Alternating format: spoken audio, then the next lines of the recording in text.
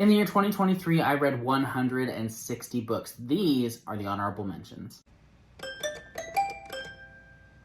Hey guys, hope that you're having a wonderful day today and that you're having a happy holiday season. I am not at the moment. I've had a wonderful season, but at this moment I am filled with dread and regret that I cannot put all of the amazing books that I read this year on this list, but I can't. Otherwise this video would be endlessly long. So I have done the job of nailing down my top 20 books of 2023, and in this video I'll be discussing books number 20 through 11, so the honorable mentions of my reads of 2023. There are so many books that I read this year that were incredible and that I wish could make it on this list, but ultimately this video cannot be an hour long, and I don't want to just sing the praises of every single book and by that not really prioritize all of the ones I really want to recommend to you, so I've done it.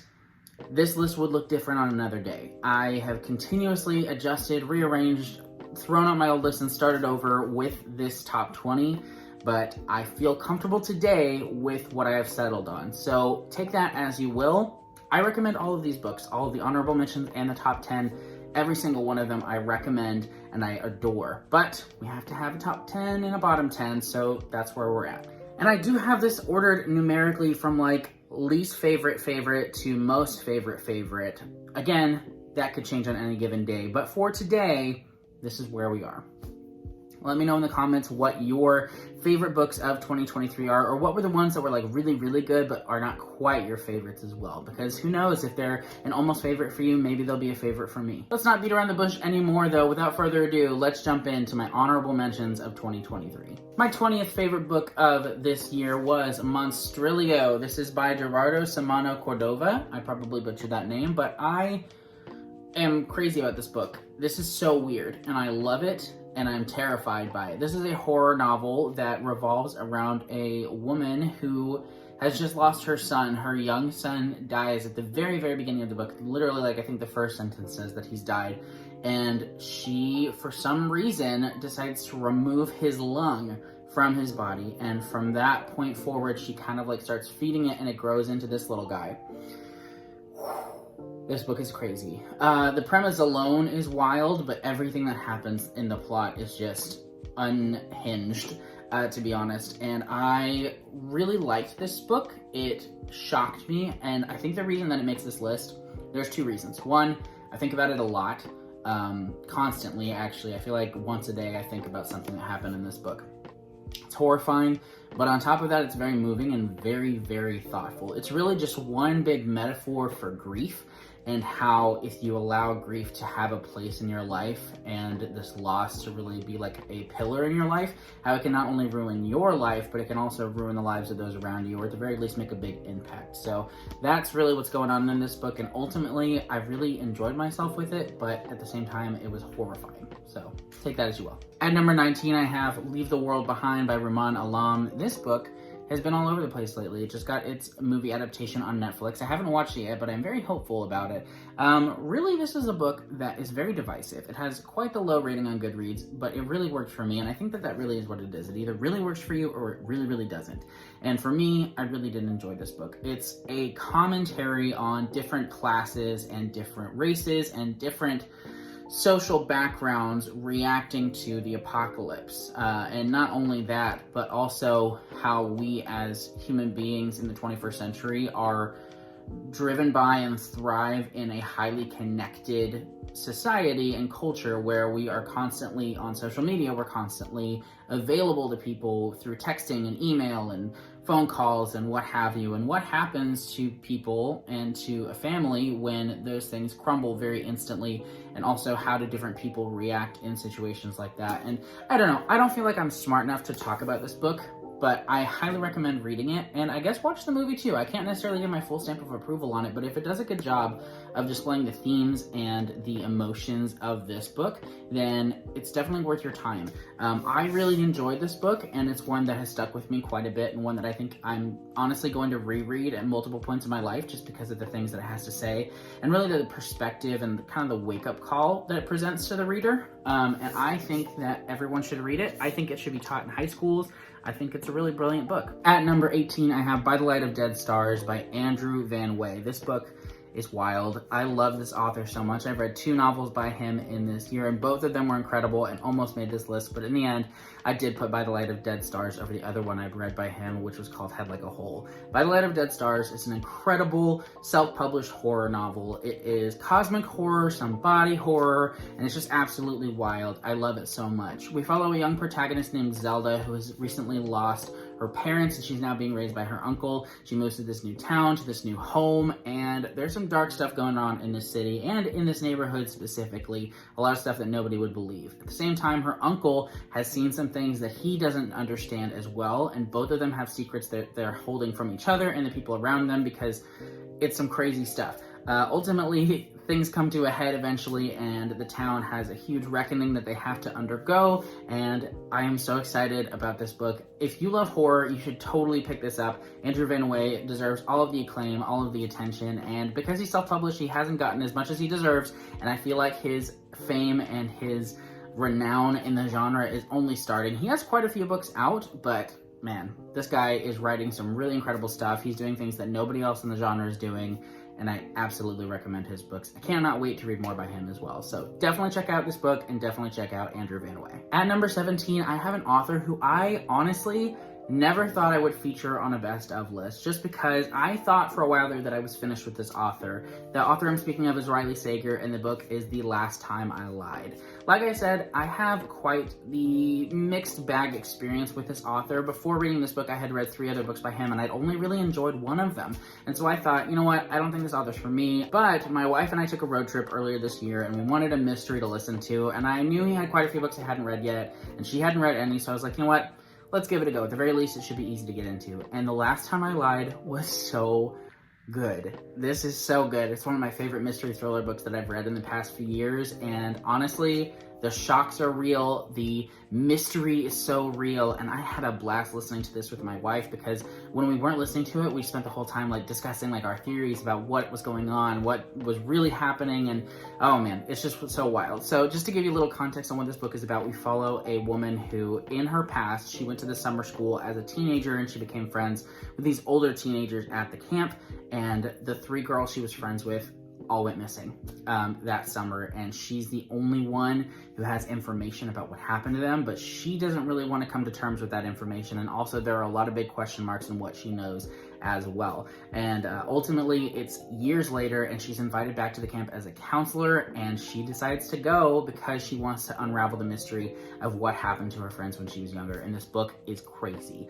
I loved it so much. This is some of the most fun I've had listening to a book this year, and it is one that really helped me to gain more trust back with Riley Sager as an author. I've read one more book by him since then. I didn't like it as much, but I did enjoy it more than some of his other books, so honestly, I will read whatever he writes at this point, just because if he can reach the heights of The Last Time I Lied again, totally worth my time. At number 16, we have a trilogy, but my favorite book of that trilogy was Last Argument of Kings. This is the First Law trilogy by Joe Abercrombie. I've wanted to read this fantasy series for so long. The hype behind Joe Abercrombie's books is astronomical, and he's an author that I did swear to get to this year, and I did do it. I read the First Law trilogy, which was really good. I wouldn't say that I loved it quite as much as I thought I was going to, but I did love it enough to put it on my honorable mentions list because the books got progressively better as they went. I think I gave the first book, which is The Blade itself, 4 stars, and then the second book I gave 4.25 to 4 stars, and then this one was very close to being a 5-star, and there's some characters in here that are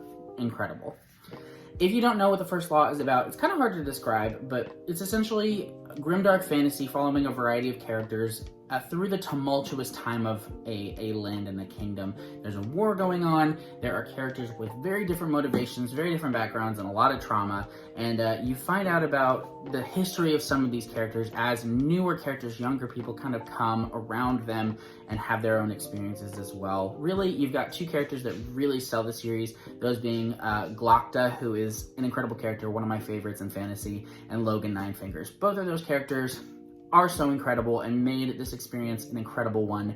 But honestly, I just am really excited to move past these books into the later books. And I think the original trilogy I'll have a greater appreciation for once I get to like the Age of Madness trilogy. But ultimately, I had a blast with these books. I bet I read them with my brothers, and we all really enjoyed them. And I'm really glad that I finally read the First Law trilogy by Joe Abercrombie.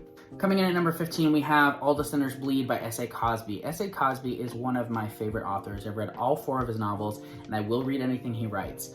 All the Sinners Bleed is not my favorite, but it's still incredible. I gave this book 5 stars, and the only reason it's not my favorite is because his other books are all incredible as well. I think I'll go over a ranking in some other video, but All the Sinners Bleed is his newest book. It just came out this year. I was lucky enough to get an ARC, and I loved this book. It's a little bit different from his other books because in this one we follow a sheriff in this town. He is an African-American sheriff in a historically racist city, and there are some murders that start happening. Really, actually, at the beginning of the book, there's this shooting that takes place, and people immediately jump to certain conclusions, but the more he digs into what was actually going on, the darker the secrets get and the more he unearths.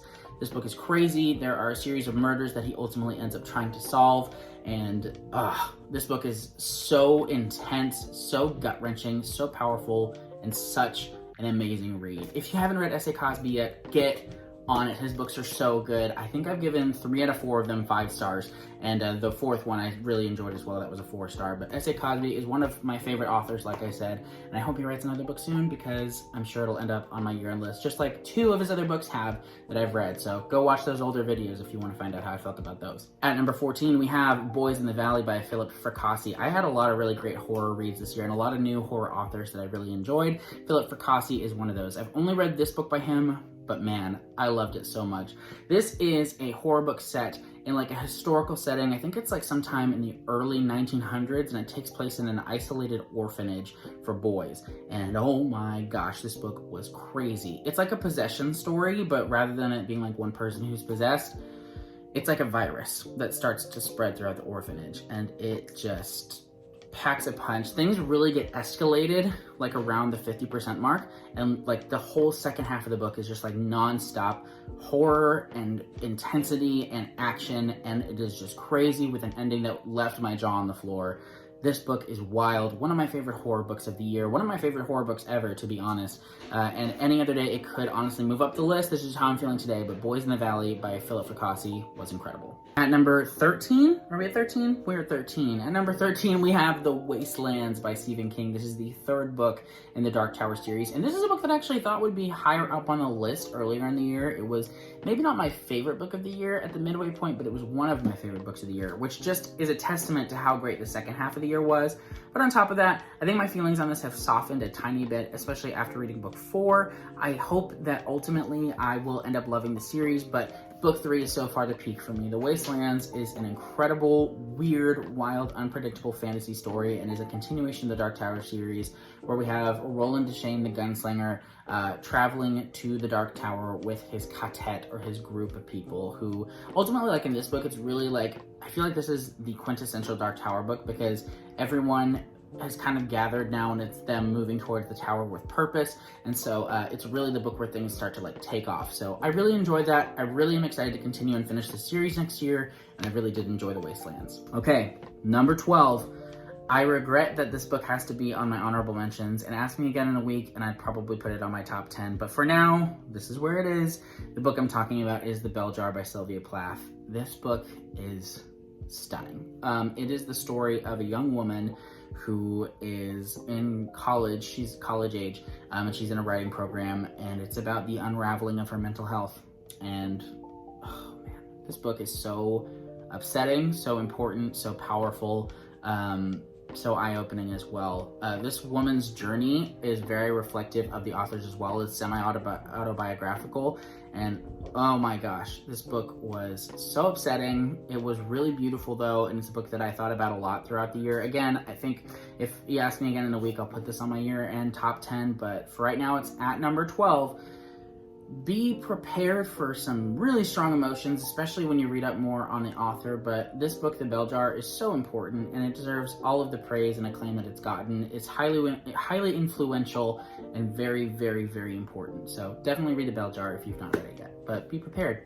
It's sad. And my final honorable mention for today, pains me to put on my honorable mentions list because until about a week ago, this was in my top 10, but it got pushed off right at the end by another book that I read this month.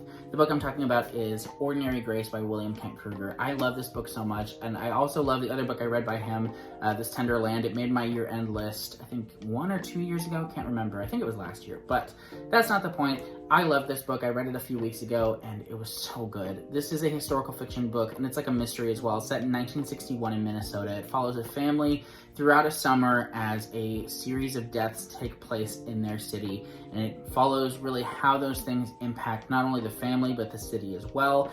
And it's really interesting the way this is set up because the whole time you know that there are quite a few deaths that take place. In fact, very early on it says this was the first of the 5 deaths that would take place in our city in this summer, or what have. I can't remember exactly how it's put, but the way that that is done is so well done because it sets up like this intense like fear and dread and mystery of like, oh my gosh, who are the other people that are gonna die, you know? And so the whole time you're wondering, is it this person? Is it that person? What would this do to the city if it's that person, or to the family if it's that person? And I love the way that William Kent Kruger did that, and it's so well executed. But beyond that, this is a story about grief. It's a story about forgiveness. It's a story about trauma, and it's a story about faith.